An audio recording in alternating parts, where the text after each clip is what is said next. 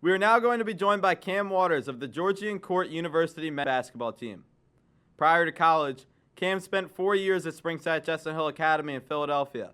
At SCH, Cam was named to the All-League team and led his team to the 4 seed in the state playoffs during his senior year. Now at Georgian Court, Cam has appeared in 17 games, with his career high in points coming against Caldwell. Let's now take a look at some of the highlights from Cam's junior and senior years of high school that were captured on GameTime Sports.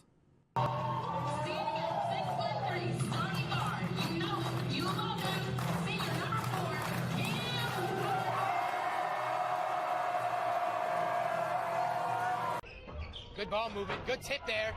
Stolen by Cam Waters. Up the floor, Waters. Hey! Cam Waters elevates for the slam. Line at the next Marina foul.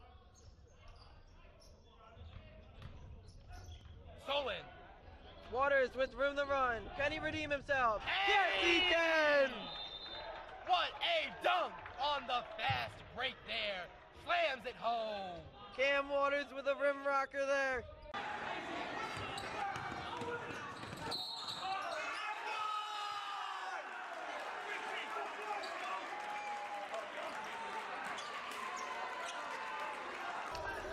That's beautiful ball movement. Waters with the steal. Full court. Hey! Cam Waters drops the hammer. All right, and we are now joined by Cam Waters of the Georgian Court men's basketball team. Cam, how are you doing today?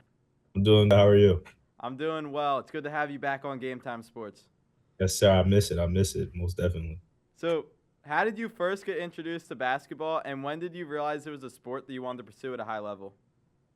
I first got introduced to basketball at a young age. So I have pictures actually, which is funny. But my dad, before he stopped basketball fully, he used to play in like small men's leagues and everything. And I have a picture of me actually holding one of his trophies and me being like a tiny kid holding his trophy, holding the ball and everything.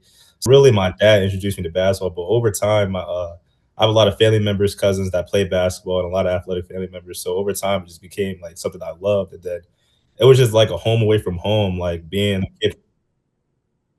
kid from Philly is you got to do something. You don't want to be in the streets. You don't want to do all that other stuff. So not having like just having that just as like my safe place and just like something to look to became just my love for it, and my love for it just grew and grew. And as time went on, going from middle school to high school, it became more transparent to do this at a higher level.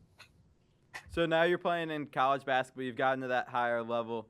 What does a day in the life of a college basketball player look like during the season, in season? A date in life during season. It's totally different from high school. I won't lie to you. It's totally different from high school. It's different from your 8 classes from 8 a.m. to 3 p.m. and then practice right after. It's totally different. Sometimes you might have a 5 a.m. or 6 a.m. lift and then practice later. But a usual day for me looks like maybe a 9 class, and then I might have a 10 a.m. little 10 a.m. lift, 10 to 11. And then after that, 11 o'clock, I'll get some shots up after that. I try to shoot at least 100 to 200 threes a day just to keep my form going. And then after that, we get right into practice around like 12, 1 o'clock, 1 to 2. This time that like this coming later into the season, we're starting a little later. So we go from 4 to 6 now. But usually in an earlier day, we might do like a 12 to 1 practice or 12 to 2 practice. You mentioned a little bit like you would be lifting during the day. It's different for every sport, but as a basketball player, what do you and your teammates do in the weight room? Like, what kind of lifts are you guys working on? So preseason and in season are totally different. Preseason, we mostly work on like getting stronger, getting to that point where we can endure like the bumps that we might take in contact. So preseason, benching heavier, we're squatting heavier. So preseason, we're doing a lot of things like texting the masters and everything. Right now, we don't do too much where we overwork the body per se. So right now we're doing like hang cleans. Today we had lift. Today we did hang cleans, RDLs, dumbbell rows, different things like that. Just not overdo it, if that makes sense. And then you just wrapped up practice not that long ago. You've got a game tomorrow, but walk us through what it looks like during a college basketball practice, like on the court, in the gym. Okay, so a practice usually comes. So after you go to your film, I mean after you do your weight, you go to the trainers, and then right before practice, our team does film. We do film for about 15 to 30 minutes, And whether that's just on a team, so we have a game tomorrow for say we gotta watch film on our team on the team tomorrow and their player personnel, their defensive personnel, their offensive personnel, and even our personnel, what we had to clean up from last game and things like that. And then right after that, we're right into practice. We might do a little dynamic stretching, and then we're right to competing. Excuse me, we're right into competing. So right away we start with defense. We do about 15 minutes of defense, whether that's talking, whether that's rebounding, whether that's defensive slides. We do a whole bunch of defense, which we harp on over here at Georgian Court. But we do a whole bunch of defense, and then it's right to the competitive. Every day is not the same. Every day, everybody has a new opportunity to beat the next man up and be the next man up for the next game. So every day you just have to work towards it. Whether that's in the drill, whether that's on the sideline, you have to work towards it. So we might do a shooting drill. We might do this. We might play full court. We might do different things, but every day is just is a competition. It's never a rest day. And then, what does an away trip look like for you and your team? Like, what's the day kind of like? We've asked a lot of these what's the day like questions, but what's the day like when you got a road trip? Road trip day. Okay, cool. So, if we have a road trip, we'll definitely we have our film on our phone, so we have to tap into our film every day, whether that's morning or whether that's later, right when we're bus. But on a wait day, usually get some breakfast. Try not to eat nothing too crazy. You're doing an off day, but get some breakfast. And then we usually have shoot around. We now have later days during the week, so we'll have shoot around 2 p.m., 1 p.m., 2 p.m. sometimes. Like tomorrow, we have a 2 p.m. shoot around, and then after shoot around, probably for 30 minutes to an hour, we get right on the bus and head over to the place. Usually we try to get on the bus like sometimes 3 hours before the game because we want a good warm up, and especially when the girls play before us, so we gotta let the girls get there because we share our bus. But we try to get on the bus at least 3 hours before our game just to get a good warm up, just to make sure we're not late, just to make sure there's nothing won't need to happen if that makes sense. Yeah. And then, at Duquesne, the men's basketball coach Drew Joyce said in a press conference that for whatever reason they find it easier to play on the road and have more success on the road. I asked Kanai this question when I interviewed him last show. Do you find it easier to play at home or on the road? That's a good question. So I think it's I think it's different for everybody. Me personally, I think it's easier to play on the road. And it's different for everybody. I say this because one, our home court isn't really like a home court. Like we don't have many fans that come to games. Maybe on Saturday, but like, the games are as people would think. But when we go to away games, I see more people out there. So and then just seeing more people and having more people in the crowd kind of raises your adrenaline. Is that intensity that you got to bring to the game. And I like live games. Like I need people to see whether that's a dunk, a three, or anything. I need people to catting at you and everything. It kind of brings that definitely away games.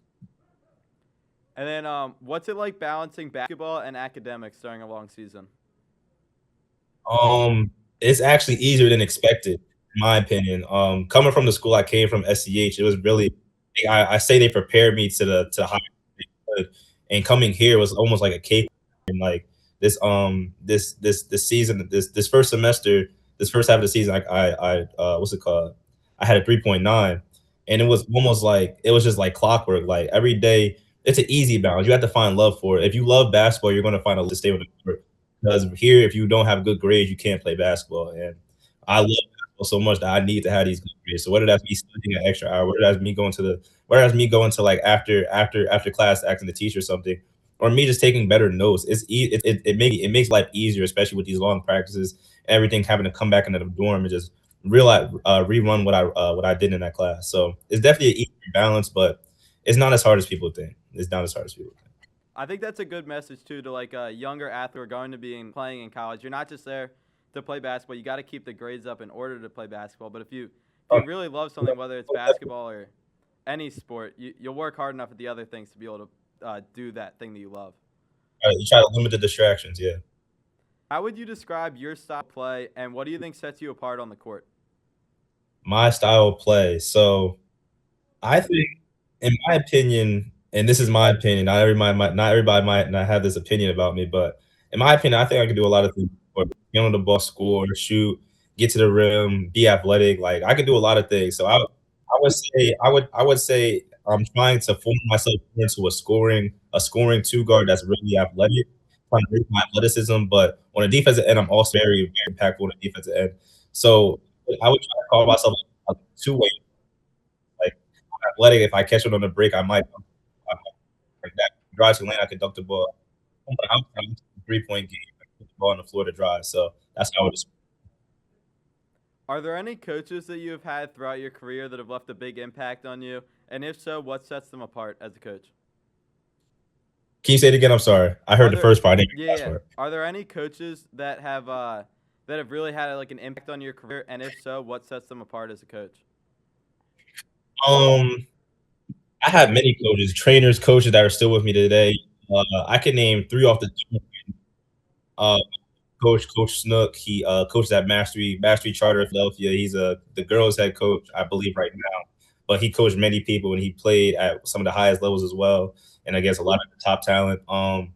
Kyrie McKinney, he's coached many people. He's one of my trainers too. And then one of my coaches from SCH that left to my junior year, Coach Mike Campbell. He was definitely one of the most impactful people in my life as far as like coaching and everything. They believed when a lot of people didn't believe in me. That makes sense. Like they saw a different love. They saw the fire that I saw in the game. Like they knew I was different. They knew I was different from a lot of people. They knew I had a different hunger than many people that they seen before, and they stayed with me. They stayed with me through the bad days. They stayed with me through the good days. They stayed with me through it all, and I still stay in contact with all every day, like almost every day, just talking about what I could do better in this game, what I could do better in that game, what I could take from this game, what I didn't do well, what I did do well, like things like that. But when I have like off season stuff, I train with them almost every times I can. I try to get in the gym at least 4 times a week in the summer and everything like that. So yeah, they made a big impact on my basketball career off the dome right now that I can think of. I mean, team sports that have success in any sport generally have all the players on the team generally have really good chemistry. Talk about how important it is to have a connection with your teammates on the basketball court and how that can help a team win. It's very impactful on the court, especially if you want to win and you want to go far. These past 2 years for SCH, we had pretty good teams. My junior and senior, we had pretty good teams that had great chemistry. That like we just sometimes it wasn't even like we were playing like a legit game. We were playing like we were in the park or anything. So something. So it was that like good chemistry creates like better opportunities for everybody. And it's you can see it on the court too when everybody's talking to each other, when everybody's hyping each other up. Like it makes the flow of the game smooth. Makes everybody kind of relax a little bit and but still be on their heels. Like because you'll know you'll know what your teammate is doing. You'll know what this person is doing. You know you won't have to yell at them if they mess up because you know they'll get it back next possession. So good chemistry is definitely important. You've played a lot of basketball games throughout your life. Walk through your pregame routine. What does Cam Waters do before a game? My pregame routine. Okay, cool. All right, my pregame routine. I wake up around. I'm pretty big for faith. So every morning and night I have to pray, read my Bible, do everything. That just starts my day. That's like my breakfast before my. So I wake up and then right away I'll get to my Bible. I'll read a scripture. Uh, that's 10 to 15 minutes. And then I eat my oatmeal. Got to eat my oatmeal and just get my day started. Do a little stretch. Do a little stretching. And then if I have homework, I try to get my homework done the night before a game, so it's no stressing. But if I have homework, I might study a little bit. But then if I don't need class, I go to my class. And right after class is that's officially game time. Like that's the pregame right there. Right after class is when the game starts for me. So if I have an early class, I'll go get some shots up, maybe 100 threes just to start the day off, just to get my flow going, get my blood flowing, and then we'll have shoot around. So I get right in the shoot around. After class, I'm officially locked in. Like I started locking in from the start, from when I woke up. But after class, can't get me unlocked out of that zone. So I start listening to my music. When I get that music flowing, it gets to a different level. And I go to the trainers, get myself ready, do a little handling after trainers, and then right into the warm-ups is game time. The game starts right after class, but the game officially starts in warm-ups. And then follow-up question to that: is there any pregame rituals or superstitions? You kind of talked about it a little bit, but that you do before every game? Pre-games. Okay, so again, I'm big on my faith, so I gotta pray every time before.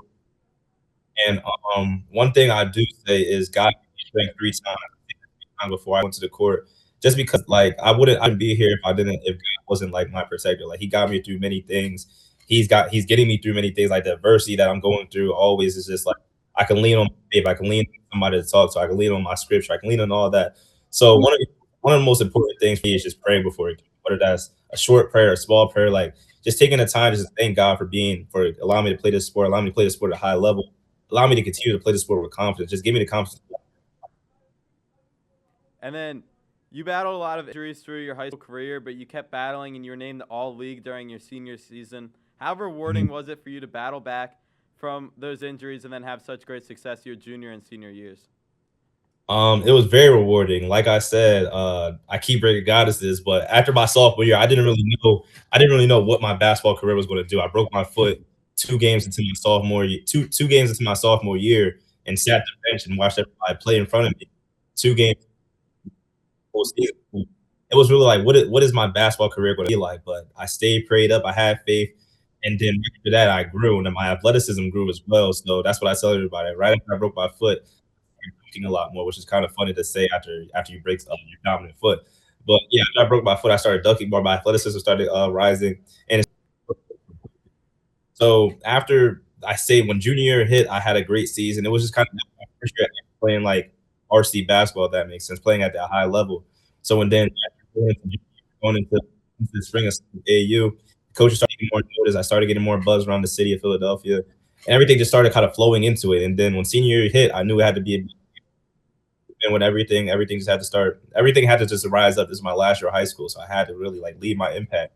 And I didn't know if I was going to get all league or not. I didn't. I was still like a defense about it. I was like, oh, there's still little people. There's still people here that may get it. But then when my coach told me I got all league, I was kind of like surprised a little bit. But then I just all I had to do was thank God. It was something you always dream for. There's always something you always pray for. There's something all you work for. Like you don't go through high school just to, especially when to play the next level. You go through high school just to be a normal player. You want to be better than what people think. So getting all league was definitely a big moment in my high school career, and definitely one of the best things leaving SCH. Yeah, and then just to kind of follow up with that, what's your message to younger athletes who may be bad, or maybe not even younger athletes, just high school athletes or college athletes, any type of athlete who's battling back from an injury and really wants to come back to their sport? What message to them? Um, I got 2 things. One, if you're big on faith, trust in God. That's the one thing that will get you farther than what people think.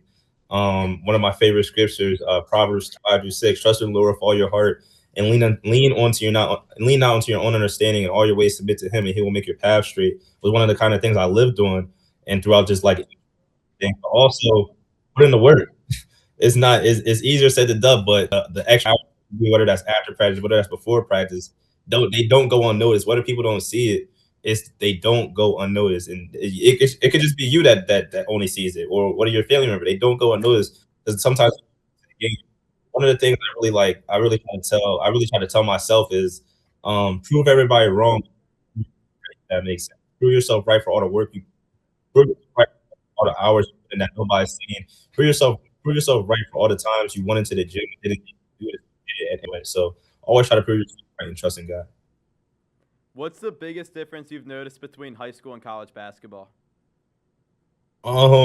Especially this year, they're stronger, it's faster, but could be playing against some of the oldest guys ever sometimes. Like last Saturday, I was playing against a 26-year-old that had a kid, which is kind of funny. But nah, it's definitely faster and a stronger game. Your senior summer is one of the most important summers going into freshman year because you have to adjust to certain things. You have to adjust to the speed. Your conditioning has to change. You don't just have the normal 17 minute 20 at the 17th minute you make it every time. You got to keep running it. And your condition has to change, but your strength has to change. Like you gotta get strong. You gotta do this. You gotta start making more shots. It's not just the 100 shots and then I'm done. Nah, sometimes you gotta be fast. Sometimes you gotta do the extra. You gotta go the extra mile to be better, and that's what I've been doing. You committed to Georgian Court during your senior year. What ultimately led you to choose Georgian Court, and what made that program feel like the right fit for you? What ultimately led me. Okay. It was my recruiting process was definitely a little hard. Like I said, junior year, the coaches started taking more buzz. So I started getting like Ivy League and like the high academic interest and things like that. But then as the transfer portal hit, everybody started looking towards more older guys or people that are already in college. So those kind of went down. So then I had to look towards D2, and I had PSAG looks, the conference I am, the CACC looks, and at the time I was between two schools. California University is a PSAC school in Georgian Mm. Court, and Cal U, they really liked my game, but they gave their last scholarship to a walk-on senior that has been there for a few years. So they gave their last scholarship, and next day I got a full scholarship to come here. So after a camp or whatever, everything, a little workout, the coaches really liked me. And so I'm able to get home pretty easily. And it just felt like the place I wanted to be. They believed in my work, trusted in my work. Especially it showed this season too. And then there's so much talk about the recruiting process for high schoolers with NIL and the transfer portal. You talked a little bit about it there, but personally, kind of what was your process like, and how did the portal and NIL did it play an impact at all, or probably the Nah, portal more? it it definitely played an impact in my high school recruiting process. You really don't like get recruited until going into like going into your junior year. So that sophomore summer is big. So I started getting a lot of buzz going into that summer. It was just small stuff like D2s, a little like D was things like that. And as time went on, like the live and everything, it just started like raising a little bit. But then my junior year summer, going into senior year, transfer portal kind of like became a lot more bigger, became like more known in the basketball community. So every coach you talk to now that they would say, "Oh, no, looking towards a college kid. We're looking towards somebody with more experience." So it definitely was like a little disheartening. It definitely was like, dang, like I thought that was supposed to be you guys wanted me this time. Now you guys say you want a college guy. And again, you get it though because you would rather have somebody that has more experience than a 16, 17-year-old kid that's fresh out of high school, not the strongest, not the fastest. That's somebody that's going to help you win. But at the same time, it's like it motivates you a lot more. It makes you more eager to get that scholarship, get that offer, get something like that. So no, it definitely played a big role in my recruiting process. It was definitely a long process because it was more hectic year than anything. I think it was over 1,000 people in the transfer portal my going into my senior year. So it definitely was like a lot of coaches around, but a lot of them were at the top high school. If you weren't, they were going to look to it. Definitely was a big problem. If you could send a message to a younger basketball player who has the goal of playing in college, what would you tell them? I would tell them again, prove every prove everyone wrong, prove everybody wrong that doubted you, but most importantly, prove yourself right. It's a message, but it means a lot. Like if you start at a young age, you have more time to like get flow game, and you really figure out you want to do this. Like me, I was all in on this from a young age. I was like, nah, I'm going to play basketball, watching NBA, watching college. I was all in. Yeah, I'm going to do this when I get older. But a younger basketball player, I would say, put in that work, trust in God, put in that work. Like it doesn't go unnoticed in the future. Like whether that's working jump shot extra, whether that's going outside with your parents just to shoot, whether that's doing conditioning or any want to be at the top of you want to be at the best of your game. You don't know who's watching. You don't know what coach. You don't know what anybody's watching. It could be a high school recruiter, it could be a eighth grader watching. It could be a college coach a ninth grader that's watching. You never know who's watching. So always put in that. Always do the extra. Always go over than what people say. And block out all the noise. You got to block out the noise because there's going to be people trying to bring you down. But it's most important. Who do you? And then my final question here, we ask it every week to everyone. I think the leader in the clubhouse right now is Dreams and Nightmares, but what's your go-to hype song before a game? My go-to hype song. Let me see. So, can I give you my process on what I listen to while a game? Yeah, whatever you All right, want. all right. So before the game, I listen to slow music. It sounds crazy, but I listen to slow music. So I listen to Janae Aiko, like one of her whole playlists. I have a whole playlist for her. I listen to her before I ever get into the locker room or anything, just to calm my nerves. But my hype song, dang, you caught me on the spot. Uh ah, It's not Dreams and Nightmares. I'm not gonna lie. Dreams and Nightmares got played. That's been the one that's been said the most. It's not Dreams and Nightmares for me, but I gotta go. Let me think. Let me look at it real quick. Why Okay, I got yeah. your look at it. Let me look at it because I'm going to. Yeah. I think I'm gonna have a good one for you. Let me see. Let me get a good one. One that I always listen to that always gets me into that mode is probably hmm. It's probably I gotta go either. I got two. I got Tell It All by Chucky. Okay. Or I got, let me see, or 5,500 Degrees with featuring Lil Baby. Okay. You're right. All right. Well, thank you, Cam, for making your return back to Game Time Sports today Yes. for this No, interview. First time on the Game Time Sports show. Hopefully, Yes. we'll be able to have you back again next year. But No doubt. thank you for joining. Best of luck against Chestnut Hill in your next game, and best of luck rest of the season. Thank you. Thank you. Peace out. I got you.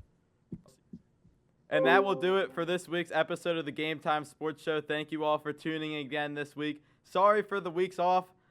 We had a little bit of a snow delay, and I was under the weather for a little bit, but we're back and better than ever here with this week. We hope to see you next Tuesday, 5 p.m. for the Game Time Sports Show. Thank you, everyone.